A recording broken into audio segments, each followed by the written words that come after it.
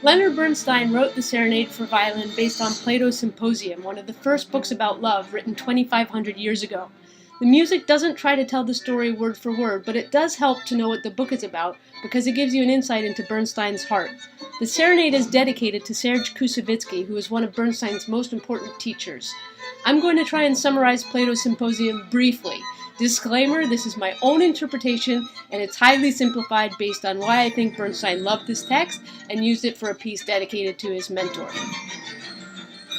First of all, a symposium in ancient Greece was simply a party where people hung out, drank, and talked. Symposium literally means drinking together. That alone, I imagine, attracted Bernstein because, by all accounts, drinking and philosophizing with people were his favorite activities. Love is the overall subject of this particular symposium. It starts with one guy, Phaedrus, who laments that no one has ever talked about how great love is. He said he read a whole book about how useful salt is, but never anything about love. So everyone at the party decides that they will each give a speech celebrating love. Phaedrus starts and says basically that Eros, the god of love, is the greatest of all gods because love makes men more virtuous and selfless. He says a man would be more ashamed to be caught doing something bad in front of a loved one than in front of an acquaintance. He also says the lover is more divine than the beloved, the god is in him and he is inspired, which I find interesting because in our society we tend to think in the opposite way. We often perceive being loved as more important than loving. Unrequited love, for example, is seen as a weakness, whereas here Phaedrus is saying that the act of loving someone in and of itself is divine and powerful, even more so than the passive state of being loved. I think that must have appealed on some level to Bernstein, who from everything we know about him, loved to love.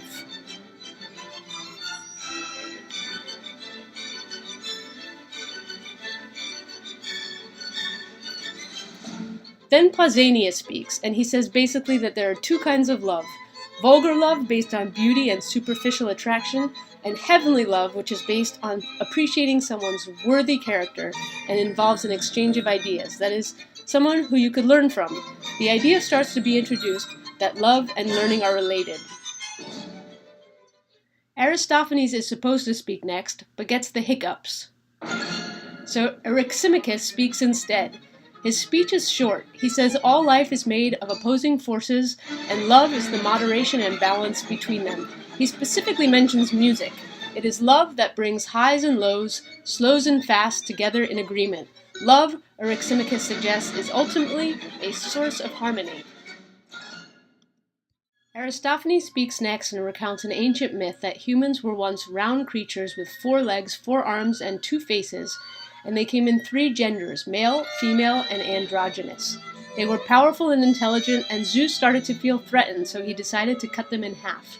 From then on, people rushed around trying to find their other half. The round men who were cut in half looked for their other half in men, the round women looked for women, and the androgynous people looked for the opposite sex. So the idea of soulmates was born, and for Aristophanes, love was a name for the desire and pursuit of wholeness. This myth may have appealed to Bernstein because he struggled, especially as a younger man, to come to terms with his attraction to both men and women. But interestingly, he also mentions this myth in a documentary about teaching and teachers while speaking about Koussevitzky and Fritz Reiner, his 2 conducting teachers who were extraordinarily different in style. Bernstein said that he learned opposite and necessary things from each, and that one completely complemented the other. Quote, like in the Symposium, the idea of the half that seeks the other half of the self, and that's what makes love.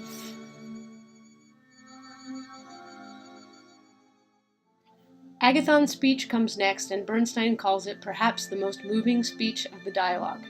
Agathon basically says that Eros, the god of love, brings peace, gentleness, community, generosity, and creativity.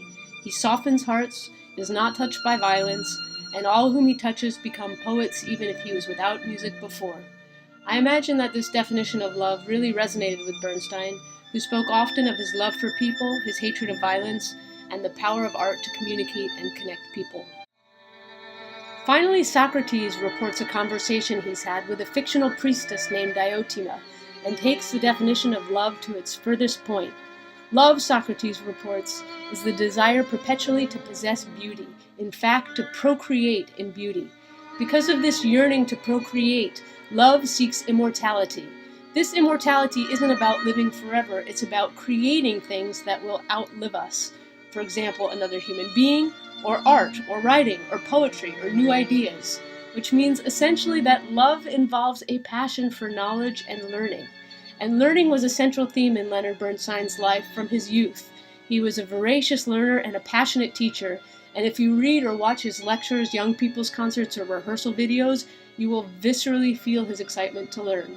So it seems completely logical that he would be inspired by Plato's Symposium to compose a piece especially dedicated to one of his most revered mentors. And not only that, but the way he composes the piece from start to finish builds on everything he has ever learned. It is almost an homage to the history of music, but in his own unique voice.